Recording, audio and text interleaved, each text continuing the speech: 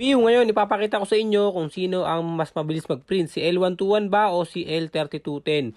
Dito una kong pinatakbo or sinalangan si Epson L121, then isusunod ko si Epson L3210. Titignan natin kung aabuti ni L3210 si Epson L121. Okay, so ito po ay parehas ng setting Epson Matte High. Tapos, pinagkaiba lang nila, yan, naka-sublimation si L121, then pigment ink si Epson L3210. Kung mapapansin nyo, halos magkasabay lang na natapos si L121 tsaka si L3210. Kaya, mas mabilis po na mag-print si Epson L3210 kumpara kay Epson L121. Kasi nga, inuna kong mag-print si L121, pero inabutan pa rin siya ni Epson L3210. Okay? So, yun po yung sagot sa mga nagtatanong kung sino ang mas mabilis mag-print sa dalawa.